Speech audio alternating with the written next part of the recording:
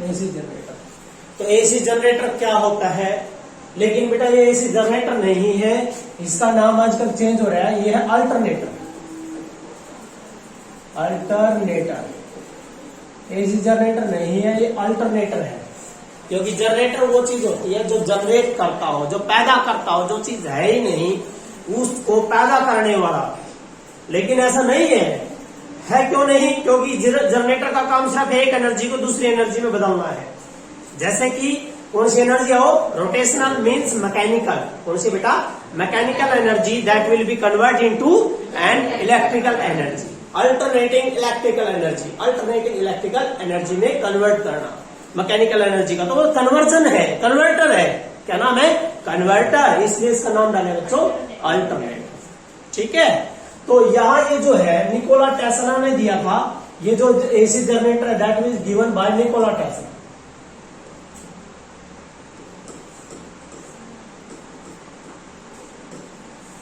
किसने दिया था? निकोला टेस्ला ने दिया था बेटा ये।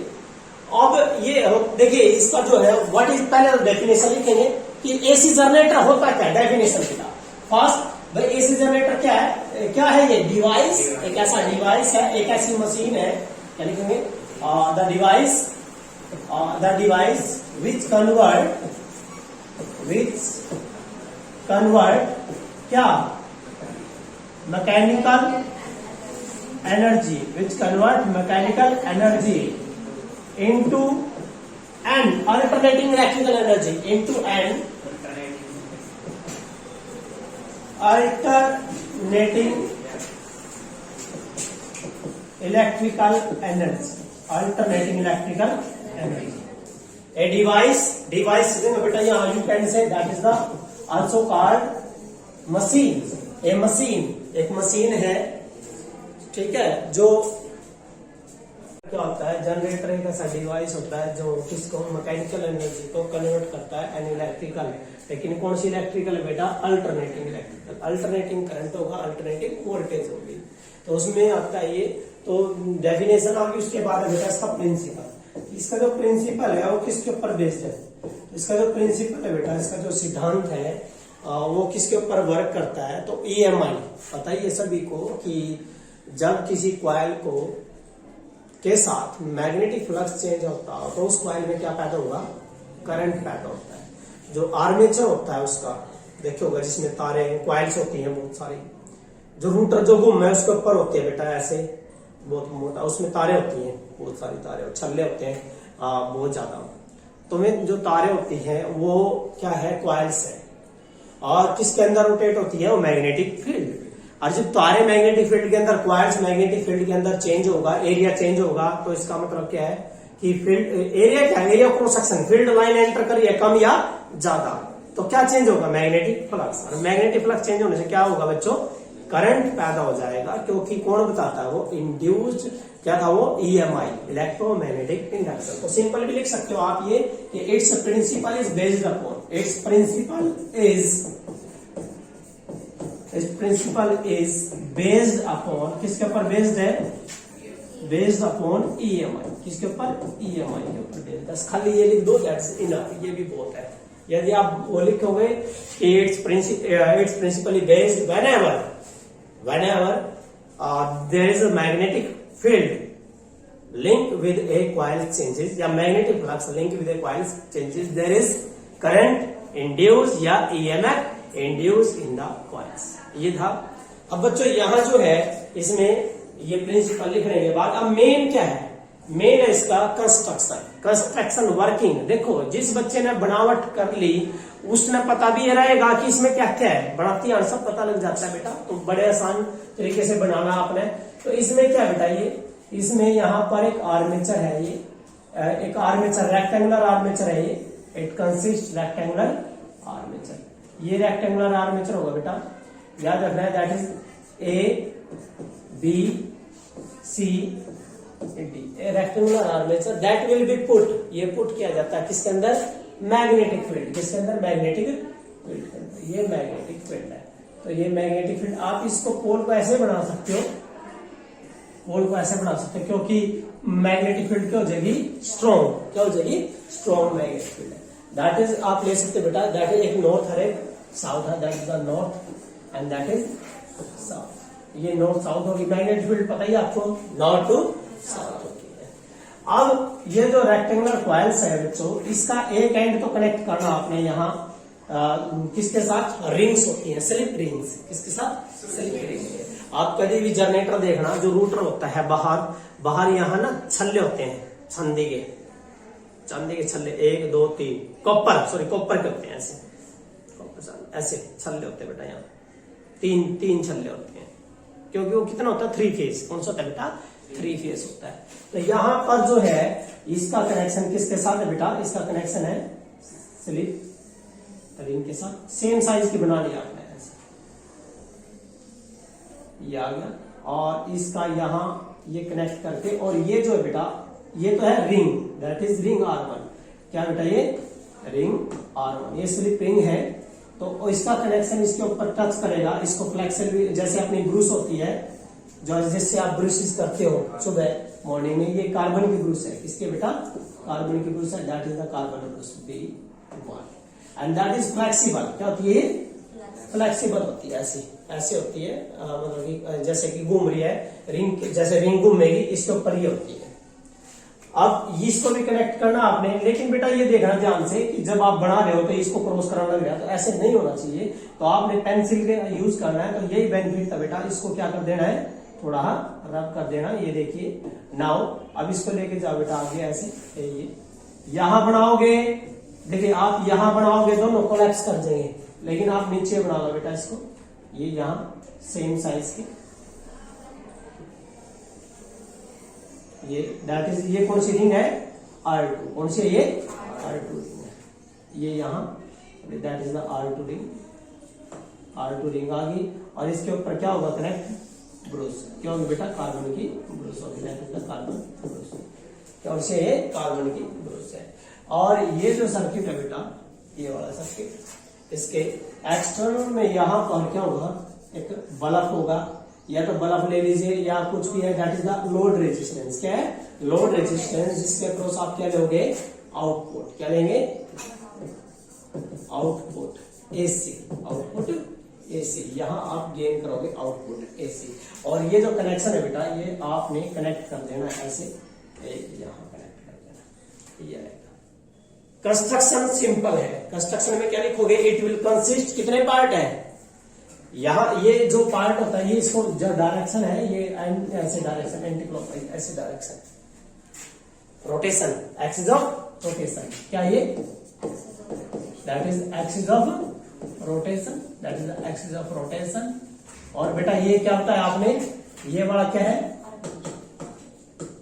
आर्मेचर, ठीक है, ये वाला था आर्मेचर आपका, and these two are poles। क्या ये पोल है, ये मैग्नेटिक पोल हो गए। मैंने बता दिया R1 and R2 both are, ये दोनों क्या है, स्लिप रिंग, स्प्लिट नहीं, स्लिप रिंग। क्या है, slip ring, these are the slip rings, ये स्लिप रिंग्स हैं।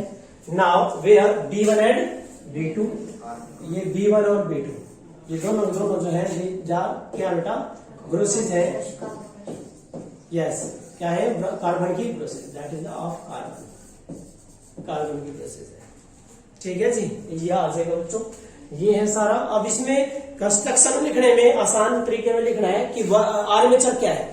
आर्मेचर क्या बच्चों, एक रेक्टेंगुलर है। क्या है, रेक्टेंगुलर आर्मेचर है। रेक्टेंगुलर होता है वायर, जिसके कौन सा rectangular, ABCD, and that will consist large number of copper wire. कैसी होती है, बहुत सारी, large number of copper wire. और ये कॉपर वायर आपस में कैसे हुए, इंसुलेटेड, पता, क्योंकि वायरलेस हो गए, क्योंकि नहीं तो एक तब ना देखिए होगा, मोटर बंद है, उसमें तार में एक छल्ले में नहीं तार हो गए, इसका मतलब शॉर्ट सर्किट नहीं हो सकता। क्यों नहीं हो सकता बच्चा, शॉर्ट सर्किट कारण है क्योंकि क्या होती है, ईच वायर इज लेमिनेट। क्या होती है, लेमिनेट होती है। क्या कम करने के लिए, एडी करंट को कम करने के लिए। तो ये कहता है large number of the copper wires which are wound, जो वाउंड होती है बेटा किसके ऊपर, और a laminated soft iron core. Iron का तो ढांचा मैंने कल भी बताया था, जब मोटर बंद है जो ढांचा होता है उसमें वो तार डाला नीचे था, लेकिन नीचे क्या डालता है, एक प्लास्टिक की वो डाला है, एक प्लास्टिक का होता है बेटा, जैसे कवर नहीं होता है इस तरह काट का है, कितनी काट का, वो पत्ती ऐसी डालना नीचे, क्या होती है लैमिनेट, क्या होती है बेटा लैमिनेटेड शीट होती है, ताकि एडी करंट को क्या कर दिया जाए, कम कर दिया जाए। याद रहेगा आर्मेचर क्या रेक्टेंगुलर आर्मेचर है जिसके अंदर बहुत सारी number of the copper wires होती है, ठीक है, number of the copper wires, these copper wires are well insulated, क्या होती है वेल इंसुलेटेड होती है एक दूसरे से बाय यूजिंग द वायरनेस, क्या यूज होती है वायरनेस यूज होती है। उसके बाद क्या कहता है ये कि भाई ये जो है आर्मेचर ये क्या होता है बच्चों फ्रीली, आर्मेचर इस तरह एडजस्ट होता है कि ये जब घूमेगा किसको टच ना करे, पोल्स को टच ना करे, that armature will help such that it never touch to the poles on rotation, जब ये रोटेट करे किसके साथ टच नहीं होना चाहिए, मैग्नेटिक पोल के साथ मतलब कि टच नहीं होना चाहिए। नाउ सेकंड क्या इसके अंदर आर्मेचर कर लिया, सेकंड क्या बच्चों पोल्स, क्या लिखोगे there are two strong poles, one is north pole second is south pole, ये स्ट्रॉन्ग पोल्स होते हैं। नाउ द थर्ड इज क्या है रिंग्स, क्या है slip rings, these are slip rings. Slip rings किसकी बनी होती है बच्चों, मेटालिक होलो, होलो मीन जैसे कड़ा नहीं होता है ऐसा, जैसे कड़ा है इसके ऊपर ये रूटर है बेटा ऐसे, इसके ऊपर कड़ेस होती है 3, और किसके होते हैं ये, किसके होते हैं कॉपर के, किसके होते हैं बेटा कॉपर के, metallic hollow rings. There are the 2 metallic hollow rings which are connected to the armature, जो किसके साथ कनेक्टेड होते हैं आर्मेचर के साथ कनेक्टेड, एक एंड एक के साथ दूसरा एंड दूसरे के साथ, ठीक है जी। अब सुनो बच्चों, now there are carbon brushes B1 and B2, these brushes are flexible, कैसी होती है फ्लेक्सिबल होती है, they are touch to the rotating slip ring, rotating slip ring के साथ। अब बेटा जब ये रोटेट होगा तो क्या चेंज होगा, फ्लक्स, क्या चेंज होगा, फ्लक्स चेंज होगा, क्योंकि ना तो एरिया चेंज होगा ना, जितना एरिया जितना बड़ा जनरेटर है उतना ही रहेगा, छोटा जनरेटर छोटा रहेगा, बड़ा जनरेटर है बड़ा रहेगा, यही बात होती है बेटा। चलिए क्या चेंज होता है एंगल, क्योंकि फील्ड लाइन क्या कर रही है आर्मेचर को क्रॉस कर रही है, तो क्या चेंज होगा बच्चों इसमें, इसकी जो वर्किंग करोगे आप, यहां मेन क्या बच्चों फ्लक्स में चेंज होना है, और फ्लक्स क्या होता है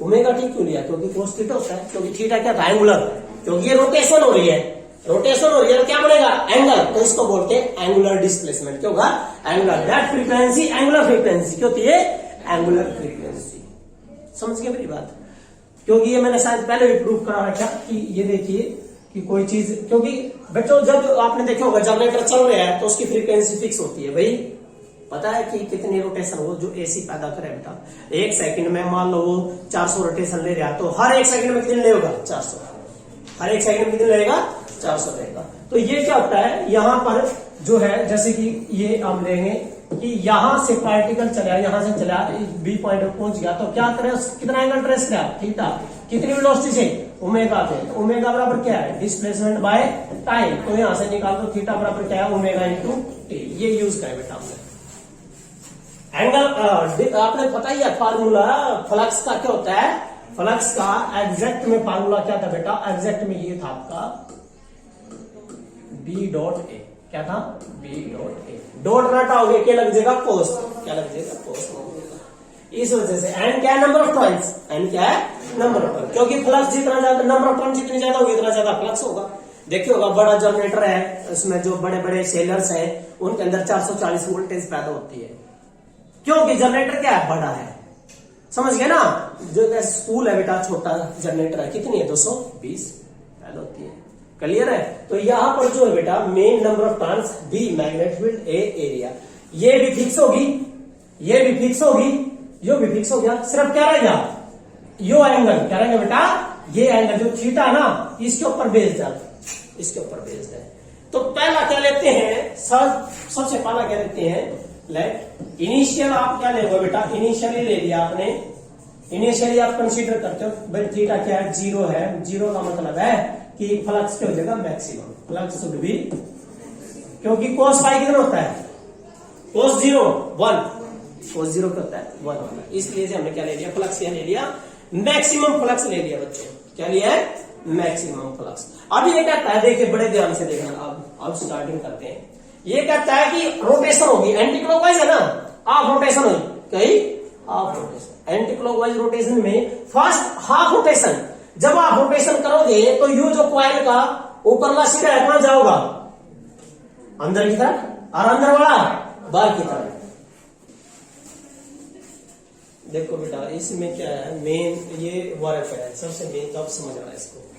जैसे हाफ रोटेशन हुई, हम पहले याद करेंगे, हाफ रोटेशन हुई, क्योंकि इस टाइम तो शुरू में आपने क्या कहा था, फ्लक्स मैक्सिमम है, बहुत ज्यादा फ्लक्स है, लेकिन मैक्सिमम का मतलब क्या है, कांस्टेंट है।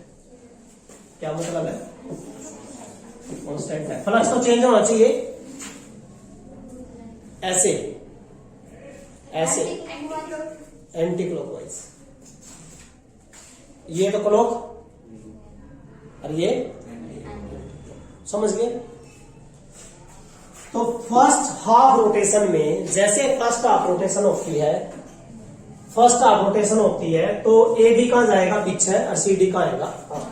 क्या लिखोगे, क्या लिखेंगे, इन क्या लिखेंगे, first half in first half rotation. और कैसी है, एंटी क्लॉकवाइज, कैसी है, anti clockwise, first half rotation है। ए बी कहां जाएगा, ए बी मूव इनवर्ड, अंदर की तरफ जाएगा, and C D move outward, C D move outward. ठीक है, चलिए देखो ध्यान से। अब ये अंदर की तरफ चले गया और ये बाहर की तरफ आ गया, तो फ्लक्स तो चेंज होगा। क्या चेंज होगा, फ्लक्स, क्योंकि एंगल चेंज होगा तो अब क्या होगा, फ्लक्स चेंज होगा। फ्लक्स चेंज होगा तो इसका मतलब है, so flux will change and according to EMI क्या बढ़ेगा, करंट इंड्यूस होगा, एंड करंट या EMF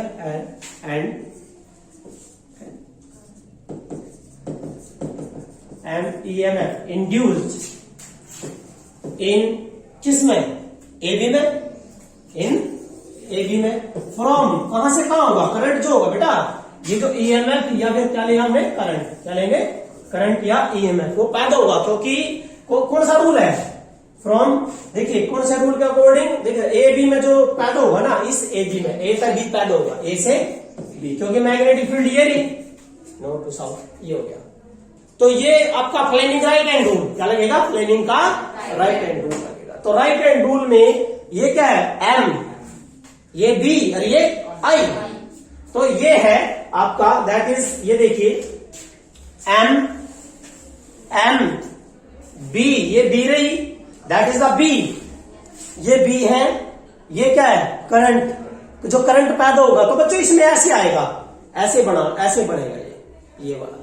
तो इसका मतलब है ये अन्य क्या लिखे, इनवर्ड, इनवर्ड का मतलब है ऐसे, और आउटवर्ड का मतलब है ऐसे, ये।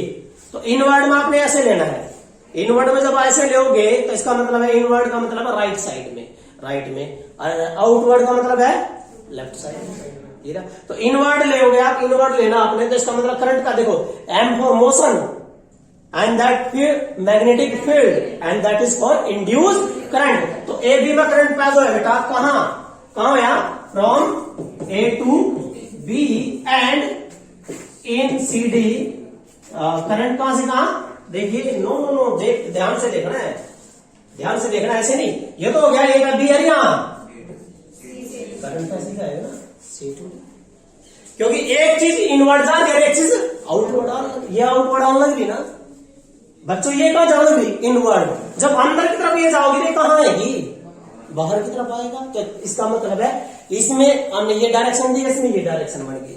तो इसका मतलब क्या हुआ बेटा, देखना ध्यान से, इसमें ये किसके अकॉर्डिंग लिखोगे, भाई ऑन द बेस ऑफ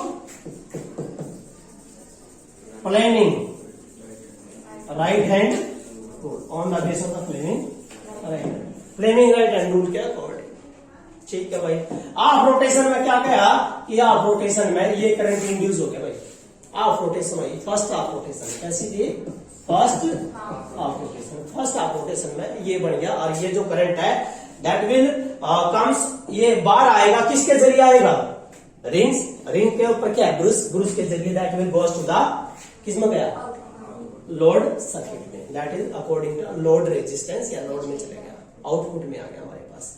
अब क्या हुआ, जब रोटेशन कंप्लीट होगी, अब क्या हुआ, ये कहां गया, देखो ध्यान से, ये बन गया डी, ये बन गया सी, ये बन गया बी, ये बन गया, ठीक है जी। क्या लिखोगे अब क्या लिखोगे, तो फर्स्ट हाफ थी, अब क्या लिखोगे, किसमें, और सेकंड हाफ रोटेशन, और सेकंड हाफ रोटेटिंग। जब सेकंड हाफ रोटेशन होगा तो देखना भाई ध्यान से, अब देखो सी डी का जाना है, डीसी इनवर्ट और ये आउटवर्ड। अब तो वही हो गया, डीसी का जाऊंगा, घूमना तो ऐसे ही थोड़ी ना, बार बार कभी घूमना, ऐसे थोड़ी घूमेगा, एक तो ऐसे घूमेगा। तो इसका मतलब है एक बार घूम लिया था, चेंज हो गया, बी यहां चले गया, यहां चले गया। अब क्या होगा, ये डीसी कहां जाऊंगा, इनवर्ड। क्या लिखोगे, DC move inward, DC move inward, and BA moves outward, BA move outward. So there is a current induced, so change in flux, so change in flux, and current induced, and current induced from कहां से कहां, अब देखो ध्यान, अब देखो, अब D का सी हो गया, अब बी का ए हो गया। इसका मतलब है अब की बार उल्टा हो गया, कहां से कहां, from D to C and B to, यहां से उल्टा ना, पहले आने से, ये पहले क्या था, ए से बी, दूसरे में क्या था, in C D, from C to D, है ना। अब उल्टा नहीं हो गया, उल्टा हो गया, इसका मतलब क्या हुआ बच्चों, जब उल्टा होगा तो दैट विल बी कहां आएगा, रिवर्स, ये बन गया, समझ गए, ये किस में आया, सेकंड हाफ रोटेशन में आ गया, हो गया, एक रोटेशन पूरी होगी, एक ही तो यही, तो यह रोटेशन की होगी, बार बार रिपीट, जैसे बार बार रिपीट होगी तो क्या होगा, AC complete, we get output AC. लेकिन ये कहता है कि भाई वोल्टेज ज्यादा होगी या कम होगी, that will depend upon rotation की वेलोसिटी, वेलोसिटी ऑफ रोटेशन के ऊपर डिपेंड करे, किसके ऊपर, वेलोसिटी ऑफ रोटेशन के ऊपर डिपेंड करता है। अब इसमें वर्किंग करेंगे, मैथमेटिकल करना आपने, ये तो समझ में आ गया, एंटी क्लॉकवाइज करेगा पहले तो आधा जाएगा, फिर आप सेकंड हाफ जाएगा, ठीक है। और कौन सा रूल लगेगा, फ्लेमिंग राइट हैंड रूल लगेगा बच्चों। अब यहाँ पर जो है मेन मैथमेटिकल है, चलिए मैथमेटिकल करते हैं हम। ये क्या था, मैग्नेटिक फ्लक्स, बच्चों मैग्नेटिक फ्लक्स अभी बताया था मैंने, क्या कहा आपका, एन बी ए कोस इक्वेशन हुआ। ईएमआई क्या बोलती है, अकॉर्डिंग टू ईएमआई क्या बोलती है, जो इंड्यूस्ड ईएमएफ है that is equal to minus d phi by, तो इसका क्या करना होगा, differentiate equation 1 with respect to time, तो क्या होगा, d phi by D t. तो बच्चों एन बी ए नु कोस का differentiation minus sine omega t into omega, क्योंकि कोस 3x को होता है साइन 3x इंटू 3, ये 3, तो ये कॉन्स्टेंट अब आगे आ जाएगा, that is minus N B A omega and that is sine omega, आ गया।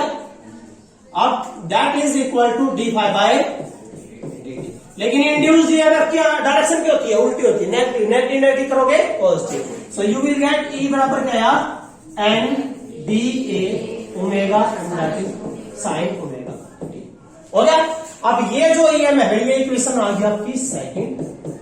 अब बच्चों ये जो ईएमएफ है क्या बन जाएगा, मैक्सिमम, कब बनेगा मैक्सिमम, जब ये क्या हो जाए, मैक्सिमम, क्या हो जाए मैक्सिमम। तो क्या लिखोगे इसमें कि भाई आपने निकाला है ई बराबर है N B A omega and sine omega T.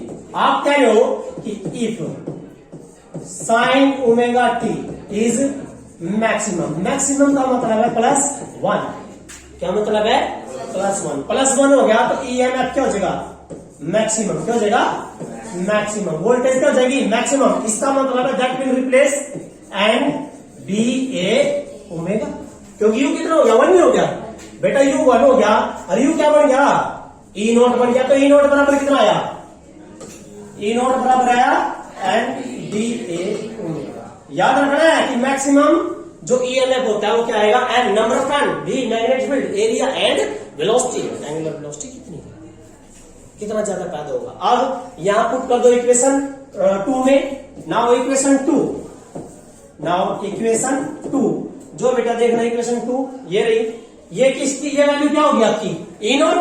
क्या हो गया, ई नोट। तो आपके पास क्या है, ई बराबर है E naught sine omega T, that is the alternating EMF. क्या है ये, अल्टरनेटिंग। ये अल्टरनेटिंग ईएमएफ आ गया जो इंड्यूस रहेगा। ये वोल्टेज किसके अक्रॉस जाने लग रही, लोड रेजिस्टेंस के अक्रॉस। नाउ जब ये लोड रेजिस्टेंस के अक्रॉस जाएगी तो करंट क्या होगा, आई बराबर क्या होता है, V बाय आर होता है। तो इसका मतलब है करंट हो जाएगा, वोल्टेज कितनी आपकी, ई बाय आर कौन कराया, आर एल। तो इसका मतलब है E naught by R L and that is sine omega. ये क्या है, मैक्सिमम वोल्टेज बटे रेजिस्टेंस, मैक्सिमम करंट। तो आई बराबर कितना आया, आई बराबर आ गया आपका I naught sine of omega T. ये आ जाएगा, आई बराबर है I naught sine omega T, that is the क्या, ये अल्टरनेटिंग आउटपुट, अल्टरनेटिंग करंट। समझ गए। अब मैंने बोला है कि भाई वोल्टेज ज्यादा या कम किसके ऊपर डिपेंड करा है, रोटेशन के ऊपर। किसके ऊपर डिपेंड करा बेटा, रोटेशन के ऊपर डिपेंड करती है। और अभी मैं बोल रहा हूं कि कितने फेस का जनरेटर, 3 फेस। बेटा सुनो ध्यान से, 2 फेस का भी है, 3 का भी है। वो क्या है कि जो 3 फेस का जनरेटर है बेटा आपका, उसमें जो है क्या होगा, 3 ऐसे बनेंगे, 3 हिस्से आर्मेचर के 3, 1 2 और 3। टोटल एंगल कितना है 360। कितने में कवर हो गया, 3 हिस्सों में। तो एक हिस्से के बनने कितना है 120। तो इसका मतलब एक जना कितना कवर करेगा, 120 करेगा। समझ गए। तो 3 फेस का जनरेटर है, 3 फेस का जनरेटर है। बार कितनी रिंग पावेंगे, 3। कितनी पावेंगे, 3 रिंग पावेंगे।